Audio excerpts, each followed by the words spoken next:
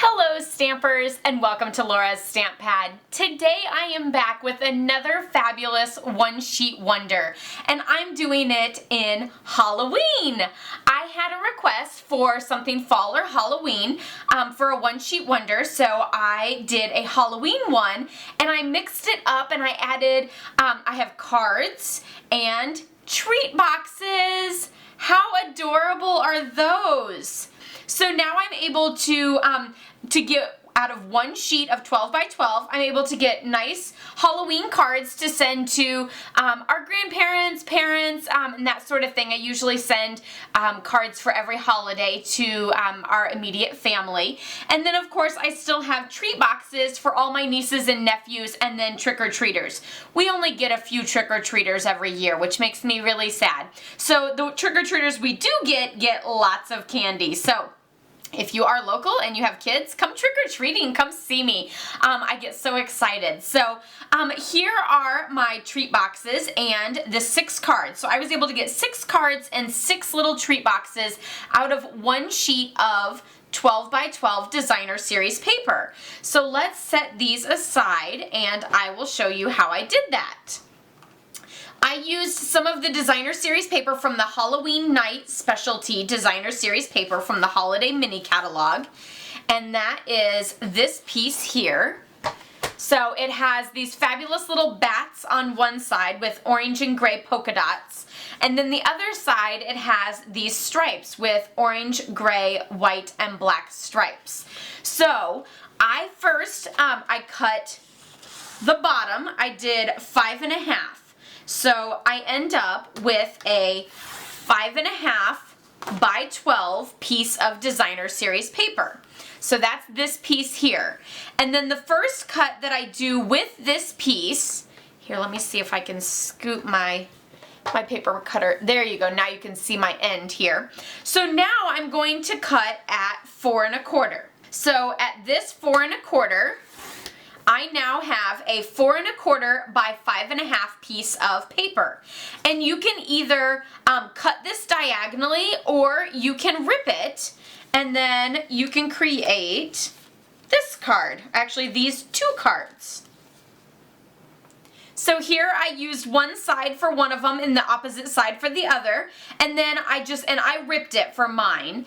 Like I said, if you want a nice even cut, then you can always, you can just cut it diagonally or you can rip it. And then I just laid a piece of black cardstock, a little scrap piece, and ripped that as well. So my black doesn't actually cover this whole triangle. It's really just a strip that's right along there. And then I added my greeting. So that's what you'll do with that first one, which is 4 1/4 by 5.5. That's this piece. Then the next one, we'll bring back in our piece here. The next cut is going to be at 2 1/4. So then this piece is going to measure 2 1/4 by 5.5. And that piece I used to make this card. So I actually used the bat side, and again I used little strips of basic black to back that, and I ripped those rather than cutting them, and then I added my greeting. Then the next cut, so we're going to pull this back in, the next cut is at 2 inches, and I did a very similar thing with this one, where I just added the stripes. This time I actually didn't rip it, I just layered it with a piece of basic black on either side. So there you have that one, and added the greeting. The greetings are very similar on each one. The next one is at 1 3/4. Whoops, I cut that at 2 3/4. It's 1 3/4. So no big deal, now I'll just have 2 pieces left over. So here's my 1 3/4 piece, and that is this one here, and this one I decided to do on smoky slate to pull in a little bit of that gray and just to mix it up a little bit. So I used, my card bases are pumpkin pie, or this one I did in smoky slate, and then I added the pumpkin pie as my backing there. Then, and this is perfectly fine because this last piece actually actually measures, whenever you do the 1 3/4, this last piece measures 1 3/4 as well. So with this piece, I actually, I cut it in half anyway, and I did a piece on the top and a piece on the bottom here. So I just layered this down there and up there and added a piece of black in the middle. So this piece is not actually this wide in my sample either, so it's okay that I made this little mistake. Must have been a little Freudian slip. I knew I needed to do that, right? So I just added a piece to the top, a piece to the bottom, and I actually went this way. Of course, you could always do a very similar card with the piece going this way too. So it's just personal preference on what you would like to do. And then again, I added that greeting there. So now what we have left here is a 6.5 by 12 inch piece of designer series paper. So for this, I used it to make all of my little treat boxes. So I cut all of these into 2-inch strips. So I did 2 inches all the way across, and that's how I was able to get my other 6 pieces.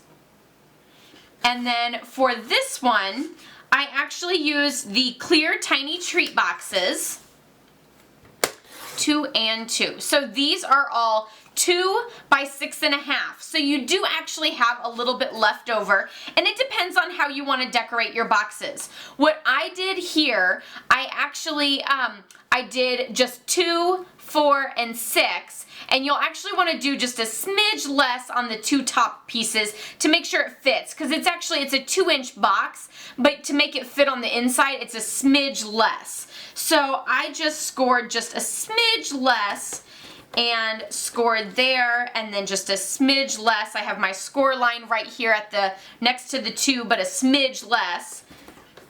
And then I score again, and then I'm going to take that score line to right there at a smidge less than 2, and I'm going to cut that one. So now I can fold on all of my score lines and stick it in my tiny treat box. Oh, it's got the little cellophane protectorant piece over it to keep it nice and shiny. And whenever you use these treat boxes, you want to make sure that you fold them in all directions so that they're nice and easy to go. So you don't want to just fold it in, well, little extra piece of cellophane got in there. So you want to fold them, you know, like in and then back out again so that they don't just cave in or they don't just stick out. You want to make sure that they're nice and ready to go for your person to open it. And then of course with the bottom, then there's the 4 little panels that interlock together. So your little, like, I always think this piece looks like an H because it comes up on the points right here. Of course it's hard to see because it's clear.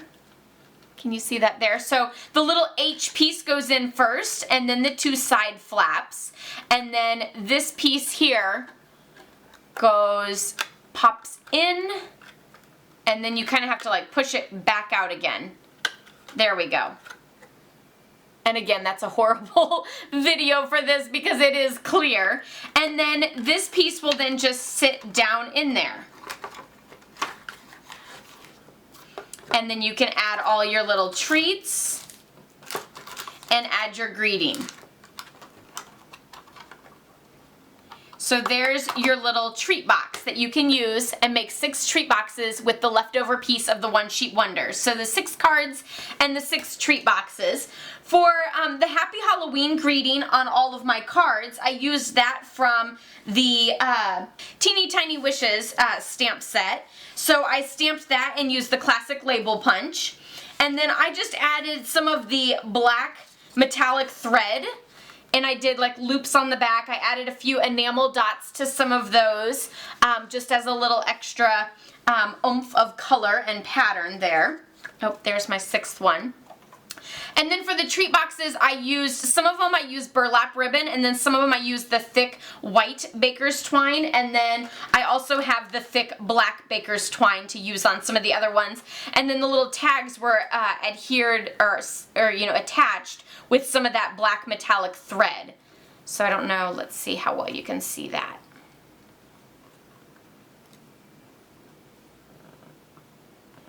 So I just looped that around, around the thread there, and then stamped the little for you. And for these, I just used the classic label punch. So you can see that I punched it out and then I just cut off this other end. If you want it longer, then you can always just leave that on, but I just cut that off and then punched a little hole in there with the handheld circle punch. And I did add a little enamel shape to that too as the little star. So lots of fun ways to do your decorations and your Halloween treats. So you can get, again, you can get 6 cards and 6 treat boxes out of this one sheet wonder. Of course, I will leave the template down below so that you can check that out, and I'll have all these photos on my blog at laurastamppad.com, so be sure to check that out. Don't forget to give this video a thumbs up if you liked it. Be sure to subscribe if you're new, and I will see you next time. Happy stamping. Bye-bye.